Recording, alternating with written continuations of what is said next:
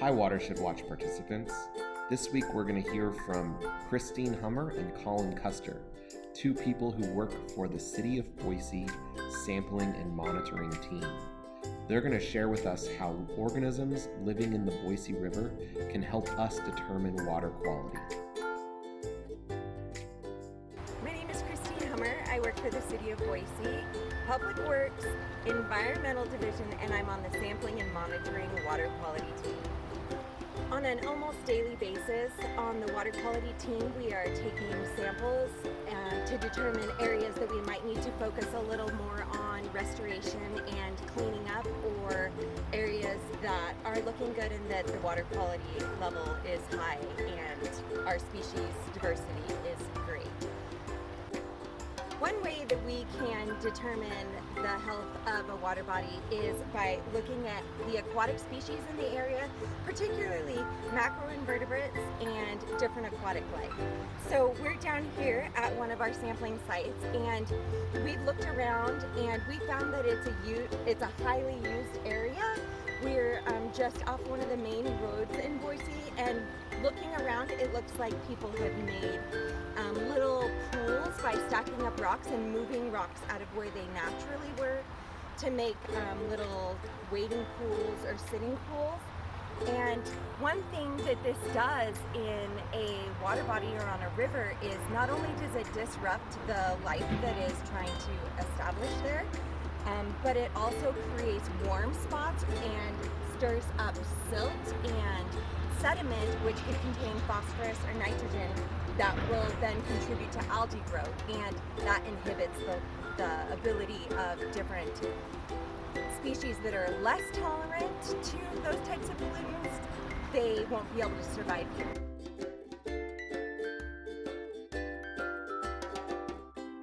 I found a couple examples of macroinvertebrates, and right here is a caddisfly larva, and it is actually toting around an extra stick right there. Over here is a caddisfly larva that I found that was already dead and floating in the water.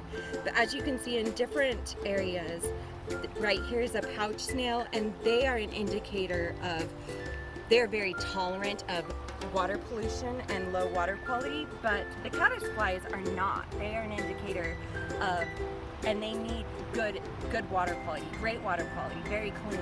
And so this is historically a very diverse area, and that's why it's important that as humans or members of this community that we don't come and change what is naturally occurring here, because when we come and do things like move the rocks to make pools, or trample in even an area like this, I can see snails crawling around in this little shallow pool right here, and so we need to be aware of the impact that we have when we come and disturb natural water bodies.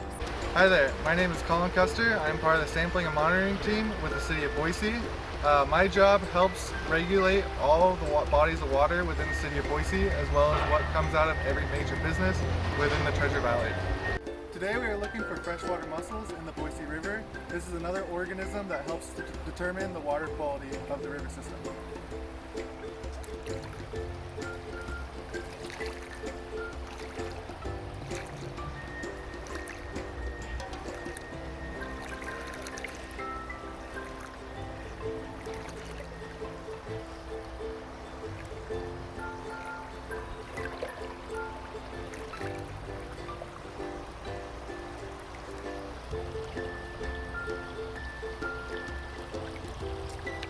There's one. Yeah, if you get like your camera right up to like this thing, almost like putting it, it will kind of focus a little better maybe.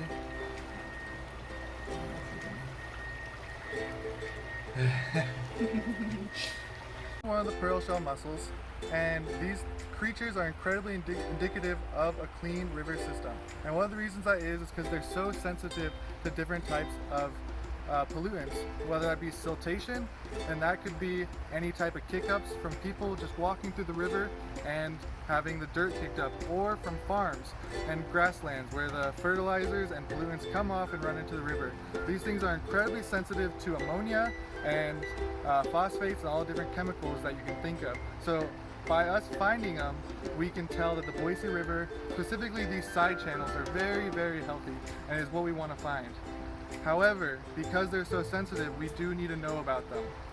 A mussel cannot survive the ammonia, they cannot survive being trampled on. They can live to be 100 years old.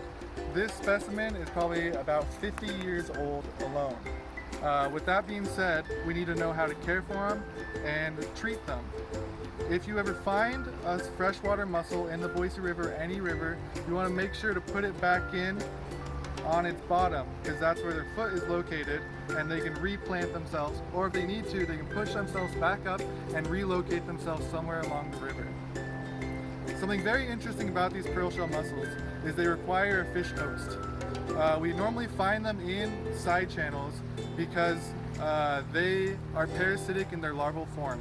What they do is they sit in the river bottom, and then when a fish comes along, they squirt their eggs onto the fish, and the larva eggs attach to the fish gills and become parasitic to the fish.